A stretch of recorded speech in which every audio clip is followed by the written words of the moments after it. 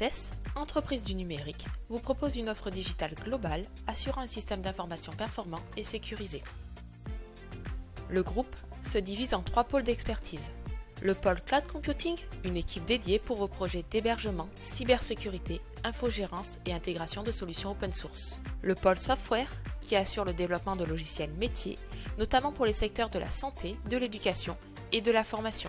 Enfin, le pôle Digital Service, une agence de marketing digital pour vous guider dans la réussite de vos projets de communication web, data et plurimédia.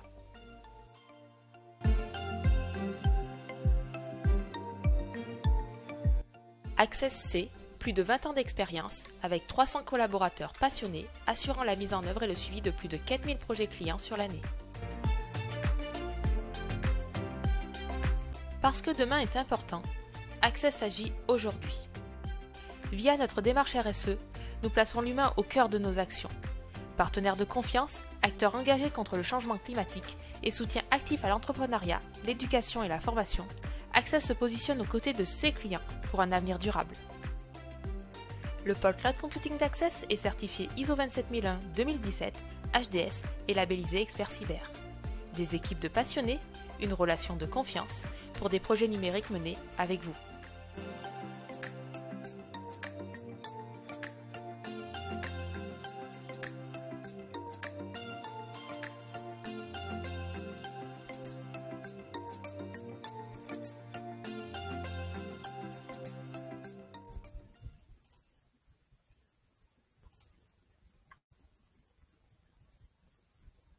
Bonjour, bonjour et bienvenue à notre semaine et notre marathon cyber, semaine dédiée à la cybersécurité au sein d'Access.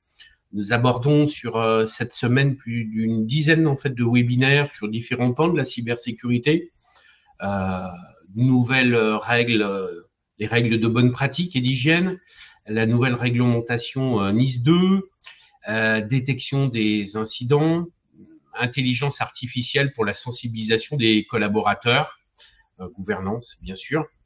Et ce matin, nous allons aborder la thématique de la modernisation et de la sécurisation de votre réseau WAN. Access avec sa BU et son pôle d'expertise Cloud Cybersécurité est au cœur du dispositif et nous allons aborder ces sujets avec Samer Frangy. Bonjour Samer. Bonjour Jacques, bonjour à tous. Samer qui est à la direction de Cato Network Neovad, notre partenaire en fait d'Access et qui va nous exposer ce matin selon différents pans la problématique que vous avez tous patron informatique face à vos défis d'aller servir vos utilisateurs. On fera un focus sur ces nouvelles architectures SASI et comment Cato Network est arrivé en un temps record à être en haut à droite du Gartner. Donc toutes les notions de flexibilité, scalabilité, coût, sécurité renforcée, performance, gestion simplifiée vont pouvoir être débattus ce matin dans le temps imparti et nous pourrons finir sur un question-réponse. Déjà, des premières questions nous ont été envoyées. N'hésitez pas à contribuer dans les questions au sein en fait du chat, quoi.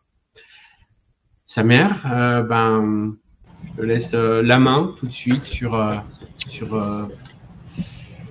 Parfait. Merci Jacques pour cette introduction. Merci à tous d'être présents à ce webinaire autour du SASI au sens large et plus spécifiquement de Cato, qui est un leader reconnu dans ce marché-là.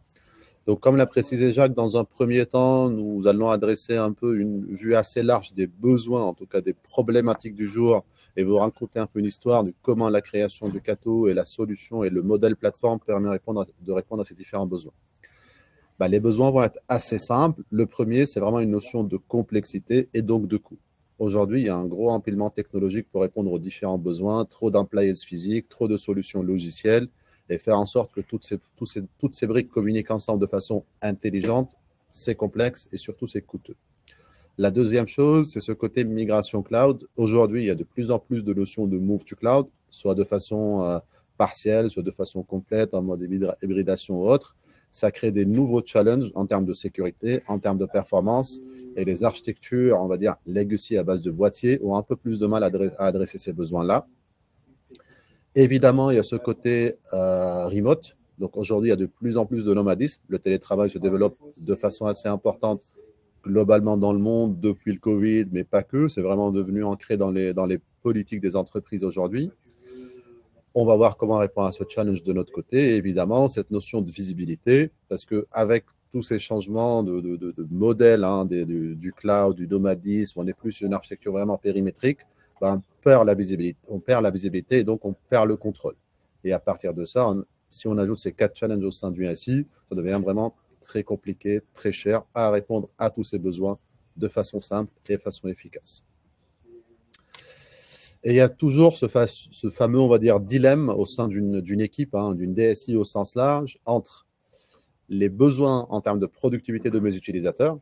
Donc, les gens, ils ont besoin d'accéder à tout, partout, tout le temps. Et en face, il y a ce côté complexité de façon sécurité. Donc, le vrai challenge de la DSI aujourd'hui, c'est de trouver cette balance entre les moyens qu'on met à disposition des utilisateurs de façon sécurisée, de façon performante, pour qu'ils puissent derrière, eux, assurer leur métier en termes de productivité, en termes de business. Et c'est un peu le saint graal de ce qu'on appelle le SASI. Alors, pourquoi il est né ce marché? Ce marché, il est né parce qu'aujourd'hui, si vous regardez ce slide, ça peut parler à certains d'entre vous, c'est à quoi peut ressembler une DSI d'aujourd'hui. Alors, pourquoi? Parce que c'est une DSI qui a évolué dans le temps. Historiquement, le principe était plus ou moins simple. On avait un data center, on mettait toutes les applications dans le data center, on connectait les différents sites distants à MPLS, on met un pare-feu périmétrique sur le data center, on est tranquille, tout le monde est content, il n'y a pas vraiment de risque de sécurité parce que c'est assez centralisé. Mais depuis, évidemment, les choses ont évolué. Donc, le MPLS, ça marche bien, mais c'est quand même un peu rigide. Donc, les gens ont cherché à se diversifier sur des solutions SD-WAN. Donc, on peut avoir du Cisco, du Viptela, du VeloCloud, donc une technologie supplémentaire en plus de l'existant en termes de sécurité périmétrique et du MPLS. On a évoqué tout à l'heure cette notion d'évolution cloud, de migration cloud. Quand je déporte une partie de mon SI vers le cloud, en quelque sorte, ça devient mon SI étendu. Donc, il faut que j'assure la sécurité, il faut que j'assure les performances à travers des solutions d'accélération WAN. Donc, pareil, je vais souscrire à des solutions tierces du type Zscaler, Netscope, qui sont très bien sur ce marché-là. Et pareil, on continue sur cette même logique. Si j'ai des sites distants, c'est des sites distants qu'il faut sécuriser parce qu'il y a de la ressource derrière. Ça peut être des users, ça peut être des machines, ça peut être ce qu'on veut. Mais dès qu'il y a une ressource, il faut qu'elle soit performante et qu'il faut qu'elle soit sécurisée. Donc, si j'ai 1 ou 100 sites distants, ça n'empêche pas du fait qu'il faut ajouter des équipements périmétriques sur ces sites, du checkpoint, du Fortinet, du Palo, de ce que vous voulez.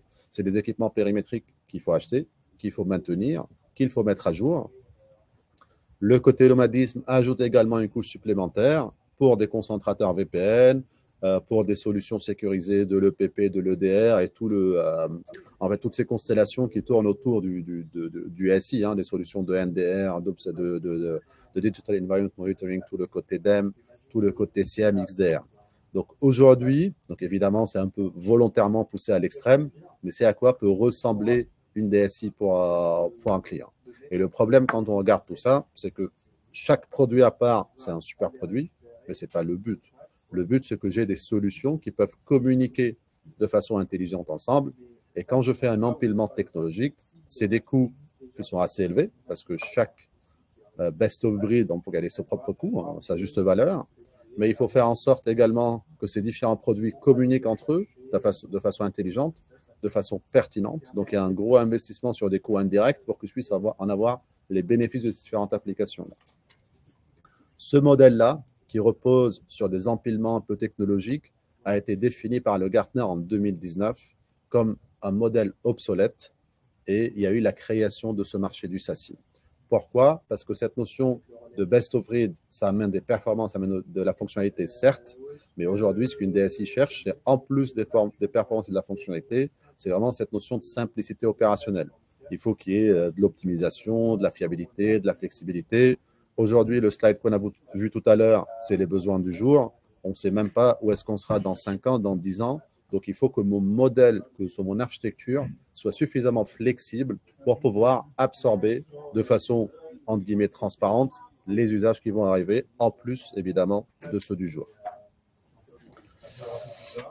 D'où cette naissance du marché qu'on appelle le SASI. Donc, on a dit que cette notion de best of breed, cette architecture, ce modèle d'architecture à travers des empilements technologiques a été considéré comme obsolète. Pour répondre à cette problématique-là, le Gartner a défini ce qu'on appelle le marché du SASI, donc le Secure Access Service Edge.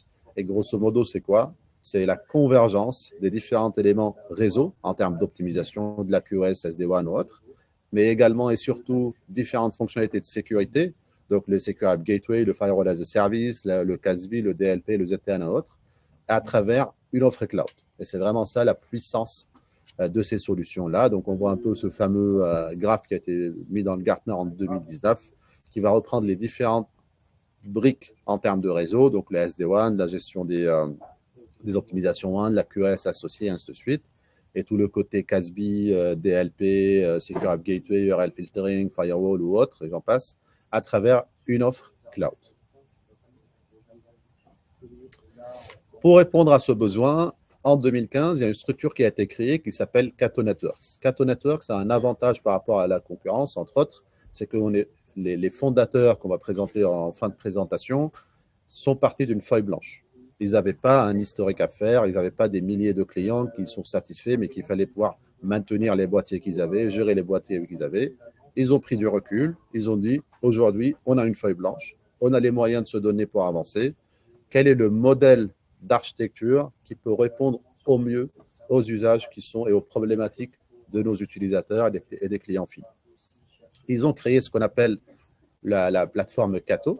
Donc, c'est une plateforme cloud native où on va converger tous les éléments réseau et les éléments sécurité à travers une plateforme unique et donc évidemment une console unique. Et c'est vraiment ça la beauté du modèle qu'on va présenter aujourd'hui, c'est que c'est une solution qui a été née dans le cloud, conçue dans le cloud pour assurer la visibilité, la facilité, la scalabilité et l'agilité que vous cherchez aujourd'hui, évidemment en gardant les notions de performance et en améliorant même les notions de sécurité que vous souhaitez avoir. Donc, le principe de Cato, il a été assez simple. On a créé notre propre Global Private Backbone, donc notre propre réseau mondial optimisé et sécurisé. Et ce qu'on demande aux clients, c'est de connecter ces différentes ressources. Donc, les ressources, ça peut être quoi? Ça peut être des data centers physiques ou virtuels. Hein. Quand je dis virtuel, c'est cloud, ça peut être public ou privé, du GCP, de l'Azure, de l'AWS ou des data centers qu'on peut avoir chez Equinix, Interxion ou autre. Les sites distants, indépendants là où ils sont dans le monde, ça peut être à New York, à Paris, à Lyon, à Valenciennes, à Hong Kong ou n'importe où. Les utilisateurs nomades, pareil. Le nom même nomade indique le fait qu'ils peuvent se déplacer un peu partout. Et les applications, ça, c'est les partenaires. Et la philosophie Cato, c'est de dire toutes les ressources doivent être considérées de la même manière. Donc, à travers la console Cato, qu'on aura l'occasion de vous présenter en one-to-one à travers un call dédié si vous adhérez un peu à ce modèle, la console Cato va permettre d'assurer le même niveau de sécurité, le même niveau de performance, le même niveau de granularité, indépendamment des ressources qu'on va mettre à disposition. Alors, comment tout ça va marcher? Cato a créé ce qu'on appelle le Global Private Backbone.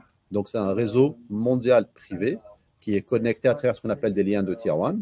Donc, c'est des communications à base de POP qui sont entièrement sécurisées et surtout optimisées. Comme on l'a dit précédemment, tout ce qu'il faut faire côté Cato, c'est assez simple, c'est se connecter sur le point de présence le plus proche. Pour faire cela, il y a différents moyens en fonction de la ressource qui cherche à se connecter. Les data centers virtuels, donc publics, ils peuvent utiliser ce qu'on appelle la vSocket, donc l'équivalent de la socket Cato, mais au format virtuel, en l'occurrence gratuite, parce que ce n'est vraiment pas la valeur de Cato de reposer sur des boîtiers, plutôt fournir l'intelligence en tant que service. On peut avoir des petits boîtiers physiques qu'on va pouvoir déployer sur différents sites. Les boîtiers physiques sont en quelque sorte dépourvus d'intelligence. Vous n'avez pas les mêmes complexités que vous avez aujourd'hui pour s'il y a une CVE qui sort, il faut patcher, après il faut maintenir, après il faut mettre à jour. Si j'ai un site, ça va, mais si j'en ai 20, 30, 50, 100, voire des milliers de sites, c'est une charge qui est considérable sur du run, sur du MCO. C'est quelque chose qui est vraiment assez lourd à gérer. Et en plus, je suis en dépendance des capacités physiques du boîtier pour m'attribuer telle ou telle fonctionnalité de sécurité. Cato utilise ce boîtier uniquement pour vous permettre de se connecter de façon dynamique vers le point de présence le plus proche, assurer le SD-WAN. Et une fois que vous êtes connecté à ce Cato Cloud, à ce fameux Global Private Backbone, Cato va prendre en charge le reste. Et le reste, c'est quoi? C'est toute cette approche SASI. Ça veut dire vous proposer des notions d'optimisation réseau à travers des notions de QS de bout en bout et dans les deux sens, à travers des notions d'optimisation WAN, parce que tous les POP sont connectés entre eux à travers ce qu'on appelle des liens de tier 1. Donc, grosso modo, pour faire un peu une analogie simple, pour aller d'un point A, pour aller de Paris à Lyon, soit je passe par la nationale, soit je passe par l'autoroute, ou soit j'utilise un GPS, j'utilise pas un GPS. Et avec Cato, vu que c'est nos propres réseaux, c'est comme si on avait construit un réseau MPLS mondial qui nous est dédié. On sait à chaque instant T quel est le chemin le plus optimisé pour acheminer un paquet d'une source à une destination. De ce fait, on va optimiser considérablement l'expérience de vos utilisateurs quand ils cherchent à accéder à des ressources de votre entreprise. En plus de ce côté réseau, on vous fournit également un portfolio de fonctionnalités de sécurité avancées. Donc, ça va être évidemment le Firewall as a Service, que vous allez consommer en tant que service. Vous allez sortir de la complexité de gestion physique du firewall, des policies, de tout ça. Vous allez avoir des réflexions métiers. Moi, aujourd'hui, j'ai un groupe qui peut être un groupe AD, qui peut être un groupe Azure AD ou autre. C'est un groupe qui s'appelle commerciaux. Ils doivent pouvoir accéder à mon CRM. J'ai mes équipes support. Ils doivent accéder aux outils de ticketing, du ServiceNow ou autre. Donc, vous allez exprimer un besoin et c'est Cato derrière qui va le traduire en termes de fonctionnalités techniques. Et ceci est vrai pour les communications, ce qu'on appelle Est-Ouest, donc inter vos ressources, avec une approche ZTNA. Toutes les ressources ne communiquent pas entre elles, sauf précision contraire de votre côté. On va avoir un firewall Internet qui va inclure du Secure App Gateway, de l'URL filtering, mais également des notions de RBI pour les sites qui sont non catégorisés et non définis. On va avoir des options de sécurité avancées, des outils de prévention, de threat prevention, en l'occurrence la protection DNS, la protection IPS et un next-gen anti-malware qui va analyser en temps réel, et ainsi de suite, du CASB, de DLP, pour aller encore plus de granularité sur le contrôle contextuel applicatif. Mais la beauté un peu du modèle qu'on vous met à disposition, c'est que ça, c'est des fonctionnalités d'aujourd'hui. Ça se trouve que dans 2 ans, il y en aura 10 de plus, mais pour vous, ça va être transparent. Vous consommez la sécurité en tant que service.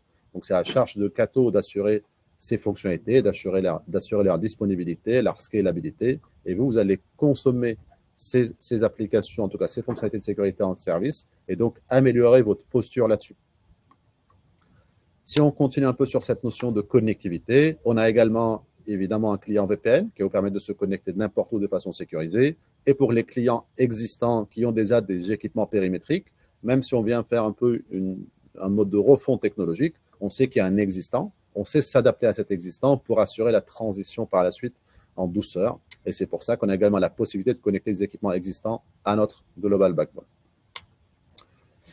Très rapidement, le Global Backbone va se constituer d'un réseau de POP, comme on l'a évoqué. Donc, j'ai mis un peu la petite carte pour montrer qu'aujourd'hui, on a clairement, alors c'est notre propre Private Backbone, on ne sous-loue pas de la ressource GCP, AWS, Azure, autre. On construit nos propres POP, on les connecte entre eux à travers des liens de multi-gig, ce qui fait qu'indépendamment de là où vous êtes dans le monde, les POP peuvent identifier l'utilisateur, peuvent identifier l'application et de ce fait peuvent assurer l'optimisation d'un point de vue réseau et d'un point de vue sécurité quand on cherche à accéder à ces ressources-là.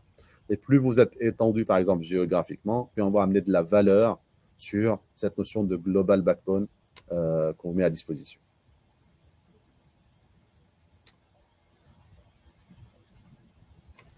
Très rapidement sur la structure en tant que telle, donc Cato Network, ça a été créé par un monsieur qui s'appelle Shlomo Kramer, qui est assez connu dans le milieu de la cybersécurité. Bon, il a plusieurs surnoms. On l'appelle le parrain de la cybersécurité, on l'appelle le père du firewall, parce qu'il a été le fondateur de Checkpoint, le premier, on va dire, premier firewall intelligent. Il a été fondateur de Imperva, le premier WAF, Web Application Firewall, le fondateur d'Incapsula, le premier investisseur dans Palo Alto. Donc, c'est vraiment quelqu'un qui connaît bien ce milieu-là et qui est né dans ce milieu-là, qui en 2015 a décidé de créer Cato Networks. Et je tiens uniquement à préciser le chiffre 2015 parce que comme on l'a vu en début de présentation, Gartner a créé cette notion de SASI en 2019 alors qu'en 2015, Cato avait déjà pensé un modèle en mode plateforme, un modèle cloud native, un modèle convergé, un modèle as a service. Donc finalement, le Gartner est venu vraiment s'inscrire un peu dans cette démarche qui a été déjà, cette révolution, on va dire, qui a été déjà démarrée par Shlomo Kramer et ses équipes. Les chiffres à droite sont importants, c'est uniquement pour vous rassurer que la société a en pleine croissance. Aujourd'hui, en France, on a plus de 200 références, une équipe qui est en pleine croissance, qui double, on va dire, nous, ça fait, côté Neovat, ça fait 4-5 ans qu'on travaille avec Cato. On a commencé avec 0 équipe en France. Aujourd'hui, ils sont plus d'une trentaine sur le territoire français pour accompagner les partenaires, pour accompagner les clients, pour assurer un peu cette continuité de métier, cette croissance qui suit un peu la croissance du modèle en tant que tel. Cato a été considéré par le Gartner comme leader sur le quadrant de 2024 dans ce marché du SASI.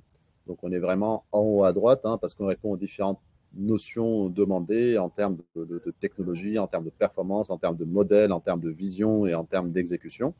Donc, aujourd'hui, on a la chance d'aller très, très vite, comme l'a précisé Jacques. Encore l'année dernière, on était considéré comme un challenger. Cette année, on a été vraiment en haut à droite. Et je pense que l'année prochaine, on sera encore plus parce qu'on a été cité premier dans le contexte technologique.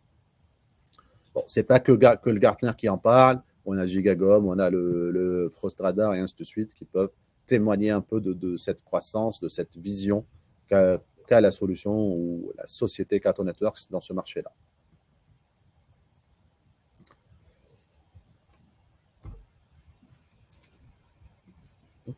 Jacques, je te laisse la main. Eh ben, on est allé droit au but, aussi sa mère.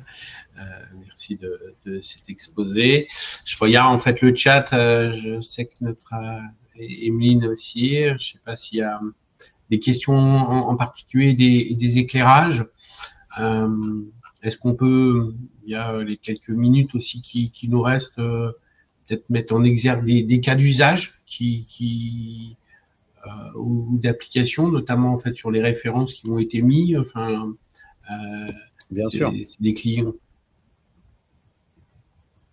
En fait, on voit plusieurs logos à l'écran et c'est des logos de différentes tailles. Il y a des clients qui ont 500 sites, il y a des clients qui ont 2 sites parce qu'on répond à un besoin qui est assez simple, qui est assez transverse. C'est faciliter la gestion et la sécurisation des SI. On a certains de nos clients qui ont plusieurs centaines de sites, qui avaient des équipements périmétriques. Donc, pour faire les calculs simples, disons, j'avais 50 sites et sur chaque site, j'avais mis un cluster de firewall. Ça fait 100 firewalls dans mon SI. Il n'y a aucun problème d'un point de vue sécurité en tant que tel. Mais le problème, c'est que s'il y a une CVE qui sort par rapport à ce constructeur-là, indépendamment du constructeur, derrière, il y a une charge de travail considérable pour patcher, entre autres, donc pallier à la vulnérabilité qui est associée. Quand il y a un seul firewall, j'ai envie de dire, c'est assez simple. Plus je multiplie les actions, plus j'ai de la complexité derrière sur la gestion du quotidien, avec des erreurs de HNO, des solutions qui sont en achat, être sûr que tout se passe bien, ainsi de suite. Et ça, c'est encore uniquement s'il y a une seule CVE. C'est à multiplier chaque fois qu'il y a une nouvelle sortie, et ainsi de suite. Avec Cato, la différence, moi, j'aime toujours dire que la philosophie et l'architecture Cato, c'est un peu ceux de Office 365 ou AWS. C'est-à-dire, historiquement, les clients, ils avaient des clusters SQL, ils avaient des clusters Exchange, alors que leurs besoins étaient assez simples. Ils voulaient juste recevoir et envoyer des mails pour qu'ils puissent travailler. Mais ils se trouvaient avec une charge considérable pour bien dimensionner les machines, pour patcher la partie Windows qui tourne dessus, les briques applicatives, gérer les migrations de la version 2012, 2010, 2009 et ainsi de suite. Donc, c'était une charge qui était assez importante et qui était pourtant assez inutile d'un point de vue métier. Donc, Microsoft, ils sont venus, ils ont dit, bah, écoutez, ne vous embêtez plus avec toute la couche sous-jacente, on va vous proposer la messagerie en tant que service. Ce n'est pas pour autant qu'il n'y a plus de CVE, qu'il n'y a plus de patch, qu'il n'y a plus de problème. C'est juste que ce n'est plus le problème du client. C'est devenu le problème de Microsoft. Ben, Cato fait la même chose. C'est pas que, enfin, j'espère que ce ne sera pas le cas, mais à mon avis, vu la complexité de ce milieu de sécurité, on aura probablement des CVE. À ce jour, on n'a pas eu, mais il y en aura peut-être. Mais quand il y en aura, ce n'est pas le problème du client. Il ne doit pas définir une stratégie pour pallier à ces problématiques-là. C'est la charge de Cato. Et d'ailleurs, il y a un MSA, donc un Master Service Agreement public en ligne, qui présente l'engagement de Cato à travers ce backbone et cette notion de plateforme qu'elle met à disposition. Ça, c'est la première chose.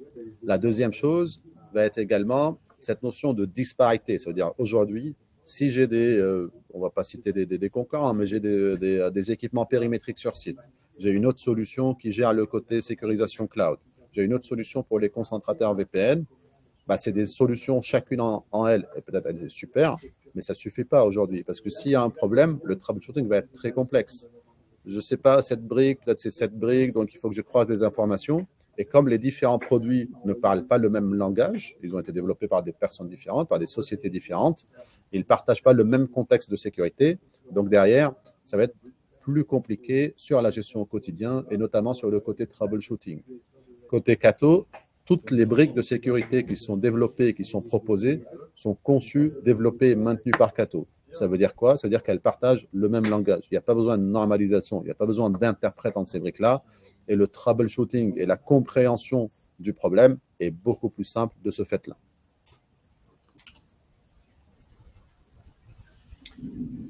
Un petit sondage aussi dans l'onglet en fait sondage sur le webinaire que vous pouvez aussi répondre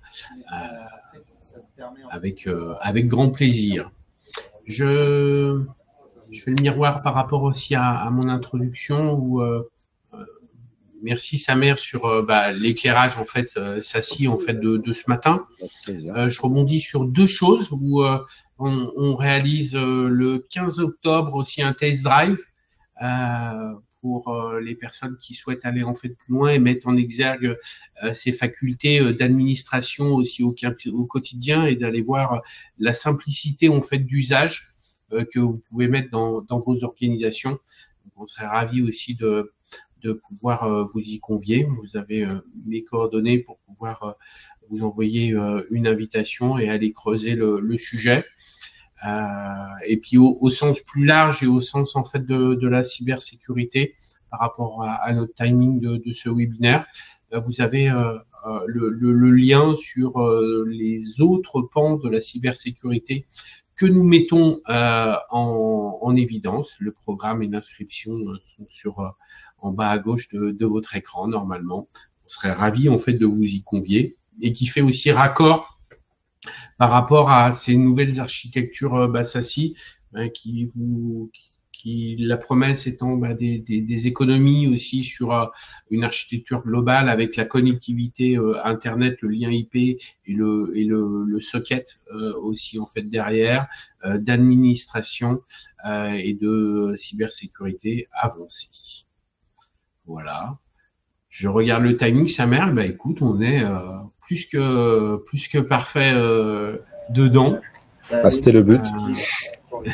Écoutez, nous vous souhaitons un excellent marathon cybersécurité. Certains d'entre nous se sont inscrits sur plusieurs en fait volets. On est ravis de vous avoir aujourd'hui et le next step est de pouvoir échanger entre Samer, ses équipes aussi en fait derrière nos équipes et d'aller écrire l'architecture, vos architectures de demain. Nous vous souhaitons une très bonne fin de matinée. Au revoir. Merci à tous. Au revoir. Au revoir.